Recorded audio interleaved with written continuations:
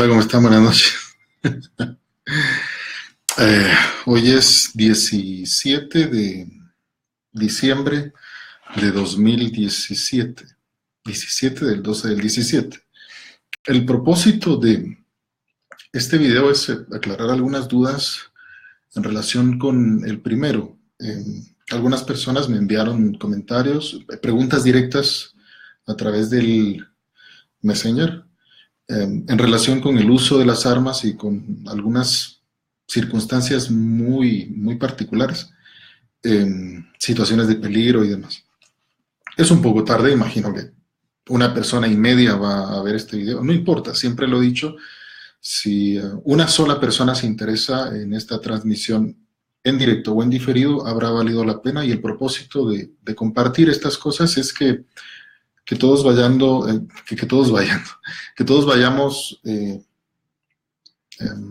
sumando pues, esfuerzos conjuntos para ser mejores ciudadanos, entender mejor la ley, ser mejores guatemaltecos y exigir con una mayor propiedad y calidad a las autoridades el cumplimiento de la ley. Es un poco tarde, están cansados, así que intentaré ser un poco breve.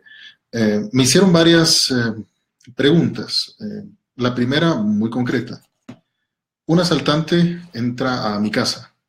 ¿Le puedo disparar? Eso dependerá.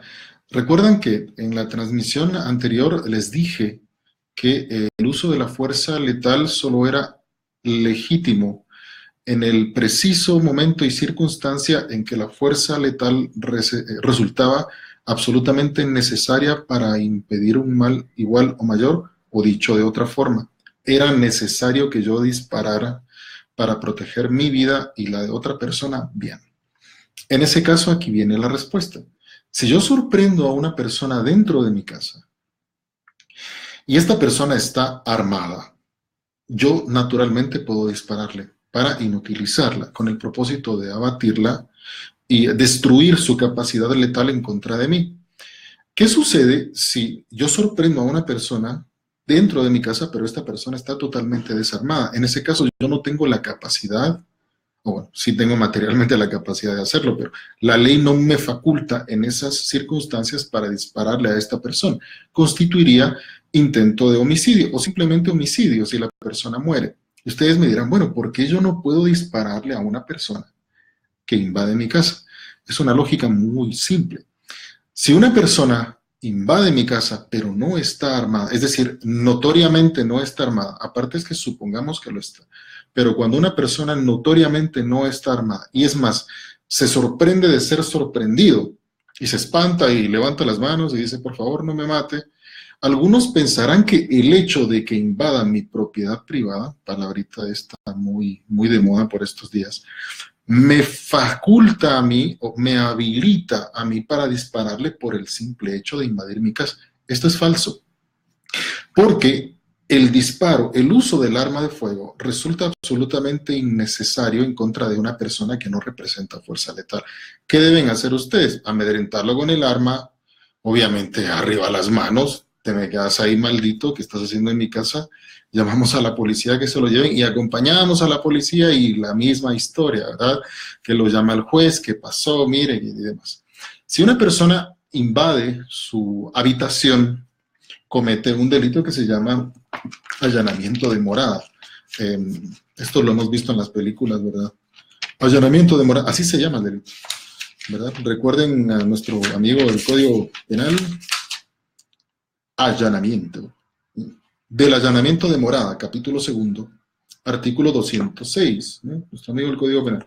Allanamiento. El particular que sin autorización o contra la voluntad expresa del morador entrare en morada ajena, será sancionado con prisión de 3 meses a 2 años. El delito se llama allanamiento. Si la persona entra con el simple propósito de entrar. Ahora, si la persona entra con el propósito de sustraer cosas, el delito es diferente, es hurto agravado, ¿verdad? Y si la persona entra con violencia a su casa con el propósito de sustraer cosas, pues ya es robo agravado. El hurto agravado está en el artículo 247, ¿verdad? Es hurto agravado, cuando se cometiera en el interior de casa, habitación o morada. Y es robo agravado artículo 252, cuando se empleare violencia en cualquier forma para entrar al lugar del hecho. Entonces son 3 delitos posibles, o los 3, ¿verdad? El allanamiento, el hurto agravado o el robo agravado. En cualquiera de los casos, si usted sorprende a una persona, simplemente la sorprende ahí, la sorprende sustrayendo cosas, o invade su casa con violencia para sustraer sus cosas, será un delito distinto en cada ocasión, pero los 3 al final son delitos. Esa sola circunstancia no me faculta a mí para dispararle a una persona, ¿sí? Ustedes podrían molestarse, podrían encontrarlo irracional, porque les han dicho que para defender mi casa yo puedo utilizar un arma. Sí, pero solo si el allanamiento, es decir, solo si la invasión de mi habitación representa una amenaza letal para mí o para cualquiera de los moradores. ¿Y en qué momento el allanamiento o la invasión de mi casa representa una amenaza letal para mí o para alguno de los moradores? Bueno, cuando el que allana, el allanador, el invasor, el que intenta sustraer cosas o secuestrar a alguien o simplemente el que se mete a su casa, va armado, notoria o presumiblemente. Y aquí es donde viene esta decisión personal que uno toma para usar las armas, porque yo podría automáticamente dispararle a una persona por el simple hecho de ver una sombra, ¿sí?, en mi casa. Esto, sin embargo, representa un riesgo muy grande en el momento en que yo intente justificar ante un juez, mire, yo le disparé porque yo vi una sombra y disparé. Eso no es racional, no es proporcional. La ley habla de un miedo real o supuesto y habla de una racionalidad, de una proporcionalidad justificada. Recordemos lo que establece el artículo 24 del Código Penal. Son causas de justificación. La justificación es la circunstancia, es el evento que a mí me permite hacer algo porque las circunstancias me lo exigen, ¿no? Es una justificación. Causas de justificación. Legítima defensa. Quien obra en defensa de su persona, bienes o derechos, o en defensa de la persona, bienes o derechos de otra. Pero siempre que concurran las circunstancias siguientes. Primero, agresión ilegítima. Podemos convencer a un juez de que la persona que invade mi casa representa una agresión o es un agresor. Eso no es problema. Donde yo veo un inconveniente es con el segundo requisito, porque son 3 los requisitos para usar un arma. El primero es agresión ilegítima. El segundo es necesidad racional del medio empleado para impedirla o repelerla. Es absolutamente irracional dispararle a una persona por el solo hecho de estar en mi sala. Quiero que lo entendamos. La ley en este caso es muy general y pues el Congreso de la República bien haría en introducir una reforma para hacerla más detallada, para considerar todos estos elementos, pero mientras la ley sea general, no es racional dispararle a una persona solo porque entra a mi casa. Será racional cuando la persona que invade mi casa notoria o presumiblemente esté armado. ¿Y en qué momento podemos verificar eso o comprobar eso? Bueno, encendemos la luz y lo vemos, y el que allana, al verse sorprendido, intenta buscar un arma o notoriamente está armado y es evidente que se dispone a utilizarla para defenderse o simplemente para huir. En el momento en que la persona que entra a mi casa intenta utilizar un arma o materialmente la utiliza, yo quedo habilitado para utilizarla en la proporción necesaria para inutilizarla. Pero el solo hecho de que yo sorprenda a una persona en mi casa, eso no es motivo racional ni proporcional lógico para que yo le dispare de buenas a primeras. No sé si lo comprenden. La ley es la ley, así está, ¿verdad? Y esto tiene una lógica jurídica muy profunda. Algunas personas sostienen que mi derecho a la propiedad me permite lesionar la vida de otra persona, y de ninguna forma. El derecho a la propiedad no puede ser superior al derecho a la vida, ni siquiera el derecho a la vida de un caco, pues. La vida es la vida y punto. La única forma en que yo pueda utilizar un medio que reduzca la vida o que anule la vida, es decir, disparar, es cuando la mía propia o la de otros está en riesgo, y la sola presencia de alguien que invade mi casa no representa una amenaza para mi vida, salvo que, repito, presumible o notoriamente el que invade mi casa está armado. De lo contrario, no hay proporcionalidad. Si ustedes se lo echan, es 98% seguro de que ustedes sean imputados por el delito de homicidio y van a aparecer en televisión, y entonces las mismas personas que no saben y que hablan porque tienen boca van a seguir criticando a la institución de los derechos humanos, que defienden delincuentes.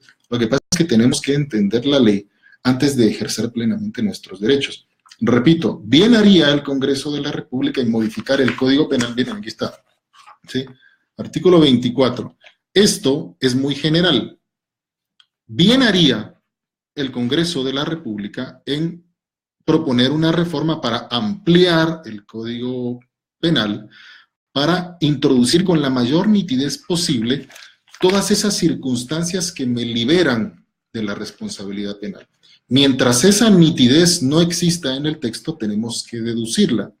Y de la generalidad del texto debemos deducir que mientras no exista un peligro notorio o supuesto de que mi vida o la de otros está en peligro, yo no estoy habilitado para utilizar el arma, como bien lo expliqué en el video anterior. Así que si usted tiene un arma y alguien entra en su casa, utilice el arma para que la persona se congele, ¿verdad? Quédate ahí, maldito, y se va a quedar quieto, y llaman ustedes a la policía, y si la persona huye, le pueden disparar, mucho menos, porque una persona que huye no representa amenaza letal para nadie, pues. Entonces, puede que estemos de acuerdo con la ley, puede que no, pero les repito, ningún derecho a la propiedad está por encima del derecho a la vida. Esto tiene una motivación histórica. Resulta que en los tiempos de don Jorge Ubico, ese aclamado dictador del que algunas personas todavía hablan, yo no sé por qué lo añoran. Bueno, de hecho sé por qué lo añoran, pero les voy a explicar después, porque es un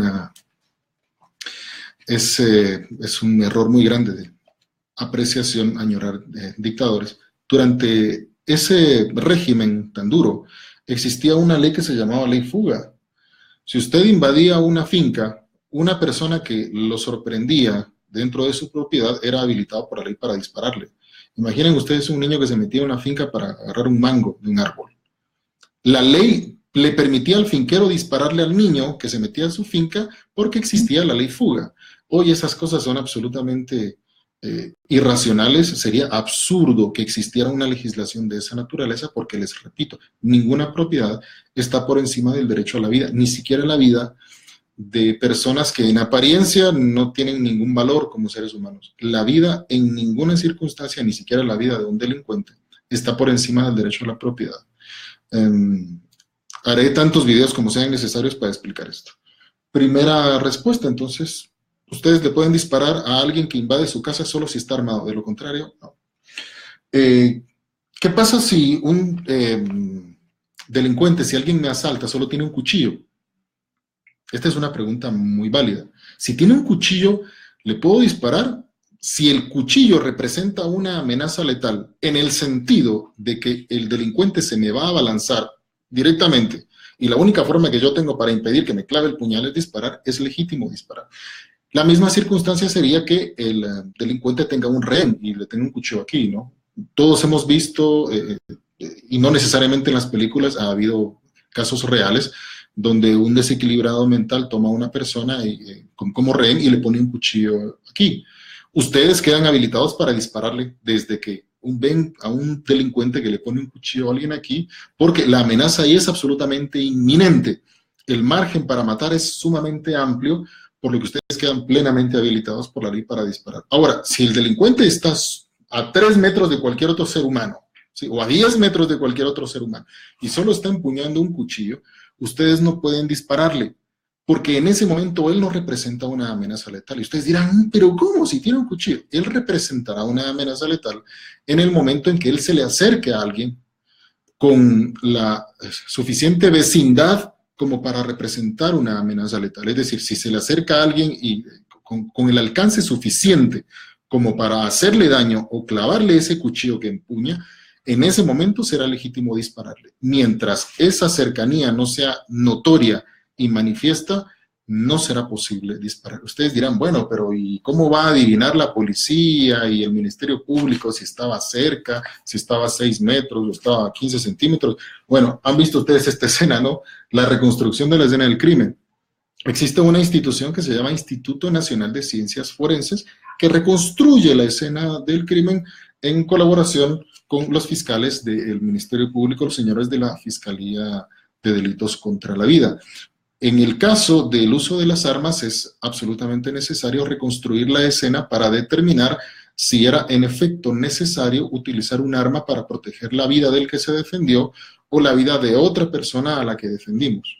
Esto es absolutamente necesario, porque si no existiese esta reconstrucción forense, muchas personas abusarían del texto muerto de la ley e invocarían simplemente, sí, estaba armado y le estaba poniendo la pistola en la cabeza a un niño, y entonces le tenía el cuchillo además aquí y me vi en la necesidad de disparar, cuando quizás la escena no era tan así, y de hecho habría muchas planificaciones de asesinato con el pretexto de la legítima defensa si es que no existiera la ciencia forense, así que estas instituciones son necesarias. ¿Qué más? Bueno, concluyo diciendo, porque este video ya se alargó un poquito, que la vez pasada hablé sobre el deber ser, lo que debería ser el uso de las armas.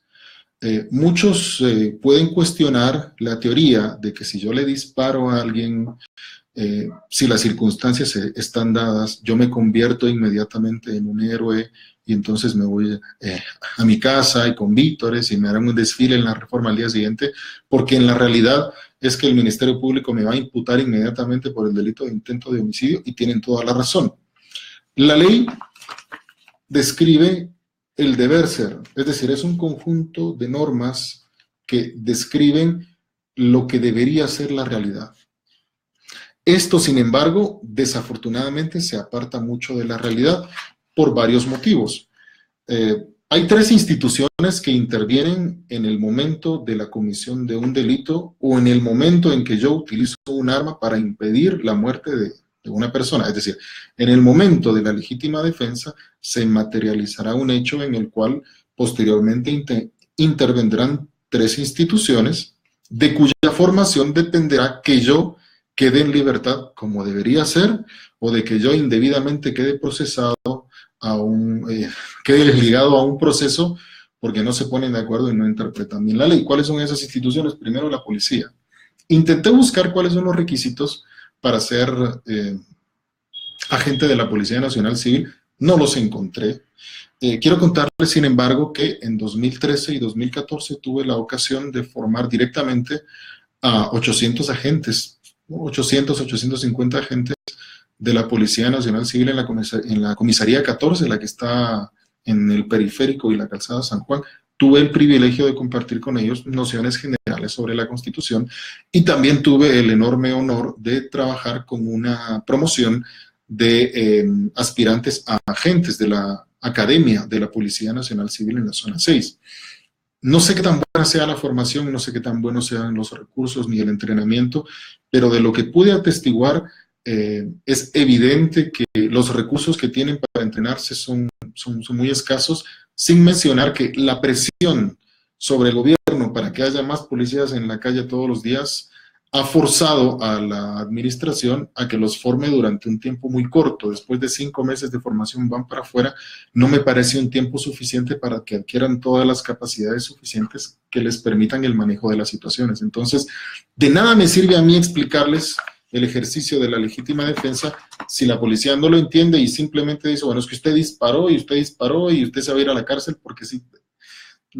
Nuestros policías, que están mal pagados, mal comidos, mal formados, debemos comprenderlos, son un eslabón muy importante en la cadena de la justicia, y pues es posible que muchos no estén formados lo suficientemente como para entender el ejercicio de la legítima defensa que ejercen los ciudadanos, ni tampoco la propia facultad que ellos tienen de disparar en contra de un delincuente cuando éste representa una amenaza letal con base en lo mismo que establece el artículo 24 del Código Penal. Se los voy a volver a repetir porque hay algunos policías que todavía no tienen muy claro esto, ¿verdad? Es una causa de justificación la legítima defensa, ¿sí? Y también es una causa de justificación el estado de necesidad. Y también es una causa de justificación el legítimo ejercicio de un derecho. Esto lo voy a volver a repetir. Quien ejecuta un acto ordenado o permitido por la ley, en ejercicio legítimo del cargo público que desempeña, de la profesión a que se dedica, de la autoridad que ejerce o de la ayuda que preste a la justicia. Está describiendo prácticamente la labor de los policías. Los policías tienen este párrafo tan importante del artículo 24 del Código Penal. Es un párrafo sumamente importante este que está aquí. Este que está aquí, ¿ve? Este párrafo es absolutamente fundamental para la Policía Nacional Civil. Sería maravilloso que se lo memorizaran porque es el párrafo que les permite utilizar un arma en contra de una persona que representa una amenaza letal mientras representa una amenaza letal. Recuerden, una vez que la persona ya no representa una amenaza letal, ya no es legítimo seguirle disparando, porque entonces caeríamos en el intento de homicidio. Además de la policía, tenemos una institución aquí que se llama la Fiscalía de Delitos contra la Vida del Ministerio Público. Aquí me voy a detener un poquito porque resulta que en administraciones anteriores, en el Ministerio Público, ha habido fiscales cuyo único objetivo es procesar a la gente, clavar a la gente y pisarla. Esa no es la filosofía de la ley. Si usted es fiscal del Ministerio Público y está viendo esta transmisión en vivo o la verá en diferido, le pido encarecidamente que interprete, por favor, la institución de la legítima defensa. He sabido de casos de personas que han utilizado este ejercicio para protegerse a ellas o para proteger a otras personas, dadas todas las circunstancias necesarias que la ley establece para utilizar un arma. Y aún así, el fiscal es un zombie que solo piensa en, es que disparaste, entonces te voy a crear un expediente, voy a solicitar una orden de captura en tu contra porque disparaste y que el juez decida. No, señores fiscales, entendemos la presión que ustedes tienen por resolver casos, pero esto no es una carrera de caballos, ¿sí? Si ustedes no entienden la institución de la legítima defensa, están anulando el poder de los ciudadanos de defenderse y de defender a otras personas. Entonces, si usted tiene como meta encarcelar a 100 personas al mes, piénselo 2 veces. Esa no es la filosofía del Ministerio Público. No sé si es el caso de esta administración, pero entiendo que en administraciones anteriores existía esa aberrante institución de las metas. No es la forma correcta de administrar la justicia, porque ¿qué sucede si yo, en ejercicio de la legítima defensa, utilizo un arma para proteger legítimamente mi vida o la vida de otra persona y tengo la desgracia de que la persona del Ministerio Público que llega es un zombie cuya única misión es procesar al que se le ponga enfrente porque tiene que llegar a una meta de fin de mes? Sería una porquería, de verdad, y nos estaríamos cagando en la ley y en la esperanza de los guatemaltecos. Así que, si usted es fiscal del Ministerio Público, entienda la institución de la legítima defensa, porque de lo contrario no estamos haciendo nada.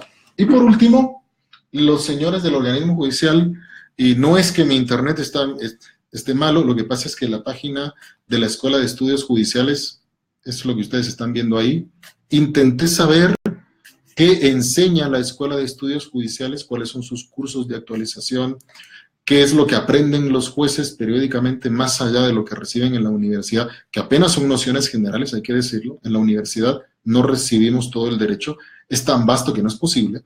Entonces, en la Escuela de Estudios Judiciales es que los jueces de familia, pues, se documentan sobre las leyes de familia con más especificidad, los jueces civiles sobre pues, el derecho civil y el derecho mercantil, y los jueces penales sobre la comisión de los delitos. Intenté consultarlo, pero la página está cagada, como ustedes lo están viendo ahí. No sé qué enseñan en la Escuela de Estudios Judiciales, pero yo espero que los jueces, al igual que los agentes de la Policía Nacional Civil y al igual que los fiscales del Ministerio Público, todos entendamos la ley en el mismo sentido. Está creada con el propósito de permitir que los ciudadanos defiendan su vida o la vida de otras personas cuando la vida está manifiestamente en riesgo. No me sirve, pero de un carajo, no me sirve de nada que yo, ciudadano, interprete perfectamente la ley y utilice responsablemente el ejercicio de la legítima defensa a través de la adquisición de un arma y del uso del arma en unas circunstancias exigidas, donde el momento requiere que yo defienda mi vida o la de otra persona, no me sirve absolutamente, pero de ni, perdón por lo que voy a decir, no me sirve de ni mierda utilizar perfectamente la ley, saberla, comprenderla y hacer un esfuerzo gigantesco por ser un buen ciudadano, si la Policía Nacional Civil, si el Ministerio Público y si la Escuela de Estudios Judiciales no están en la misma línea que yo como ciudadano. No sirve absolutamente de nada. De esa cuenta es absolutamente necesario que tanto la Escuela de Estudios Judiciales como el Ministerio Público y la institución que los capacite periódicamente o que los actualice, como la Academia de la Policía Nacional Civil, estemos todos en la misma línea, entendamos la institución de la legítima defensa. Y por último, pues un llamado a la Comisión de Gobernación del Congreso de la República para que en 2018 se ponga las pilas y intente desarrollar alguna iniciativa de ley que defina con mayor nitidez la institución de la legítima defensa, porque aquí está un poco general, lo que fuerza a interpretar la ley. Eso deja una capacidad de discreción muy amplia para el juez, y cuanto más discreto, es decir, cuanta mayor discreción tiene el juez, mayor es el riesgo que corren los ciudadanos de ser encarcelados injustamente, si es que caemos en manos de un juez carcelero que también tiene metas para enviar a la gente a la cárcel. Entonces es un esfuerzo de todos. No tengo más que decir. Que estén bien. Gracias por esta transmisión. 2 personas conectadas. Gracias a las 2 personas que están conectadas. Me imagino que una es mi esposa y la otra es mi mamá. Hola mamá, ¿qué tal? Si usted verá este video más tarde, pues enhorabuena. Y pues en la próxima transmisión les voy a contar sobre el salario mínimo. Es una deuda que tengo pendiente. ¿Quién lo fija? ¿Por qué? ¿Con base en qué criterios? Y demás, ¿por qué es importante el salario mínimo? Y otras instituciones como la renta básica universal o los salarios mínimos diferenciados. Son cosas que debemos entender de cara a 2018. Gracias por su sintonía y nos vemos en una próxima ocasión. Y recuerden, Guatemala nos pertenece a todos los guatemaltecos, no a los policías mal formados, a los que comprendo porque están mal pagados y mal equipados. Hay que entenderlos. No a los fiscales zombies que solo buscan cómo encarcelar personas, y tampoco en manos de los jueces cerrados cuyo único objetivo es meter a la gente a prisión. No, a ellos no les pertenece Guatemala. Guatemala nos pertenece a todos, a los buenos guatemaltecos, a los buenos agentes de la Policía Nacional Civil, a los fiscales responsables y a los jueces mejor preparados. A ellos les pertenece Guatemala, a nosotros. Cuídense, que estén bien, buenas noches.